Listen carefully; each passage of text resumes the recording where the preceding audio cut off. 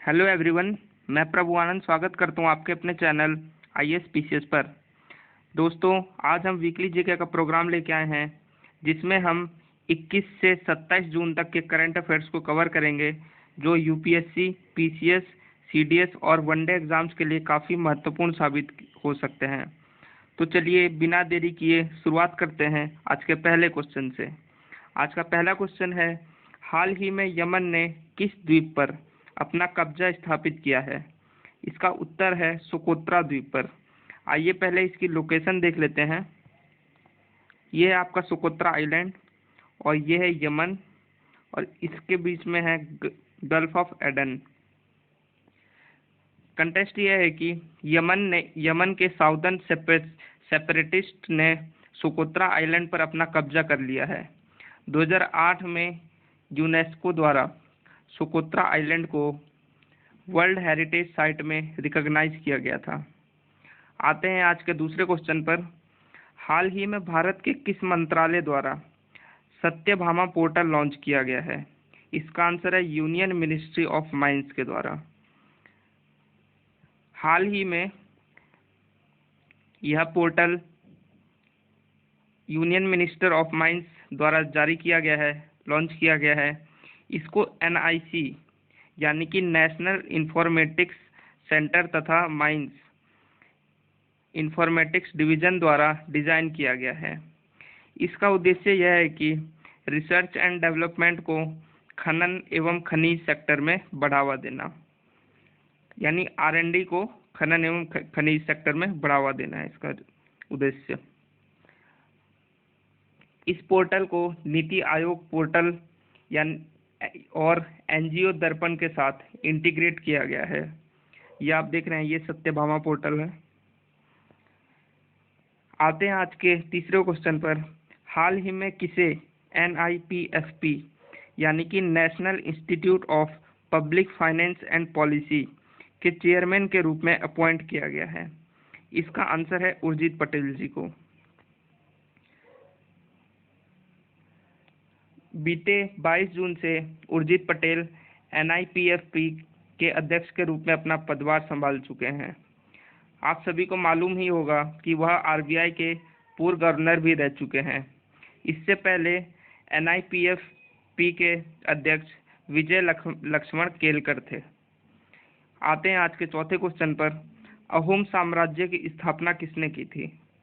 इसका आंसर है चोलोंग सुकपा ने। अभी हाल ही में न्यूज़ में आया था कि असम की राज्य सरकार ने एक पॉलिटिकल कमेंटेटर गार्गा चटर्जी को गिरफ्तार किया है क्योंकि उन्होंने छोनुंग सुकपा को चाइनीज आक्रमणकारी बताया था। असम में लगातार 600 साल तक छोनुंग सुकपा ने राज किया था। 13वीं शताब्दी के बाद इनका मूल स्थान बर्मा का था, जो आज का म्यांमार है।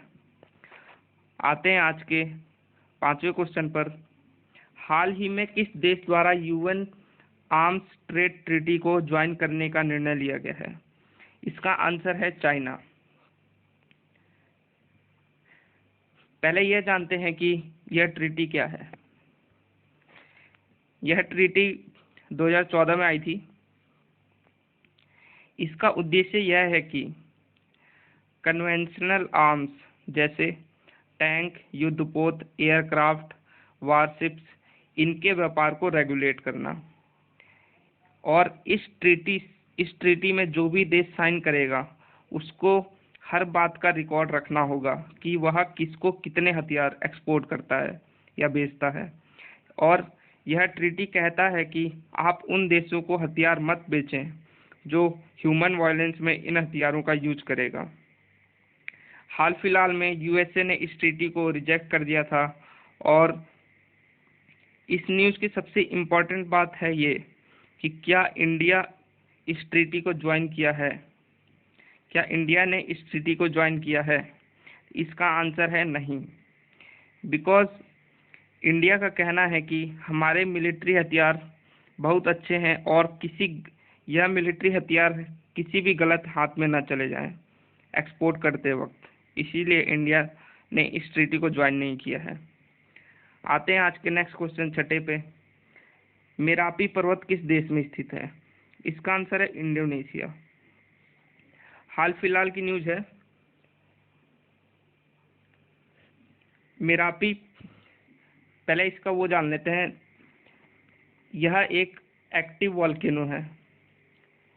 मेरापी पर्वत एक एक्टिव वॉल्केनो है। एक्टिव वॉल्केनो वो होते हैं जिसमें पिछले 10,000 साल में एक बार इरप्शन जमा हुआ है। तो अभी 21 जून को ही मेरापी पर्वत में इरप्शन देखने को मिला है, ये देख सकते हैं आप। 21 जून को इस पर्वत से इरप्शन देखने को मिला था और वहाँ के लोगों को कह दिया गया था कि आप सभी घर से ना निकलें। वहाँ के जितने भी नज़दीक इलाके हैं उनको खाली कराया जा चुका है और सभी उड़ानों को भी रद्द किया जा चुका है, क्योंकि यहाँ पे बहुत काला धुआं निकल रहा है। इंडोनेशिया में कुल 130 एक्टिव वॉल्केनो हैं, जिसमें सबसे ज़्यादा खतरनाक यही है मेरापी। इसको आप ध्यान में रखिएगा जरूर। आते हैं आज के नेक्स्ट क्वेश्चन पे। आईपीसी की धारा 309 किससे संबंधित है? इसका आंसर है आत्महत्या से, यानी कि सुसाइड से। इस धारा में लिखा है कि कोई भी व्यक्ति आत्महत्या करता है तो यह एक दंडात्मक कार्रवाई के अंतर्गत माना जाएगा। जिस व्यक्ति ने आत्महत्या करने का प्रयास भी किया है उसको 1 वर्ष तक की सजा तथा जुर्माने का भी प्रावधान है। इस धारा को खत्म करने का कई बार प्रयास किया जा चुका है, क्योंकि आत्महत्या करना एक मेंटली बीमारी है, इसीलिए उसे सजा नहीं बल्कि इलाज की ज़रूरत है। हाल ही में आप सभी जानते हैं मशहूर एक्टर सुशांत सिंह राजपूत जी का देहांत हो गया था बिकॉज ऑफ सुसाइड। आते हैं आज के नेक्स्ट क्वेश्चन पे, 8वें क्वेश्चन पे। हाल ही में लॉन्ग मार्च 3 रॉकेट की सहायता से सैटेलाइट किस देश के द्वारा प्रक्षेपास्त्र किया गया? इसका आंसर है चीन के द्वारा।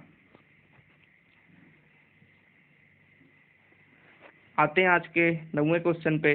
भीतरकनिका राष्ट्रीय उद्यान किस राज्य में अवस्थित है? इसका आंसर है उड़ीसा में।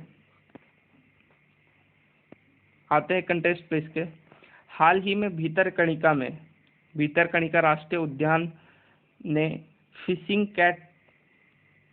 कैट के कंजर्वेशन के लिए 2 साल का एक प्रोजेक्ट चलाया है।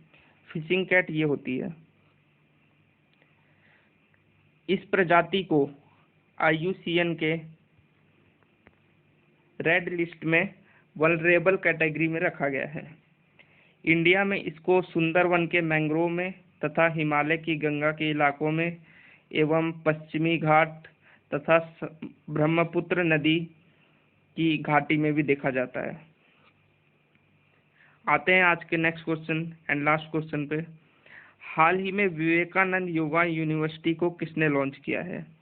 इसका आंसर है वी मुरलीधरन ने। तो फ्रेंड्स, आज का सेशन ये समाप्त होता है। आपको अगर वीडियो अच्छी लगी कृपया सब्सक्राइब करिए, लाइक करिए और शेयर करिए।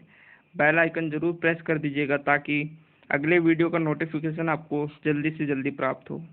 Thank you.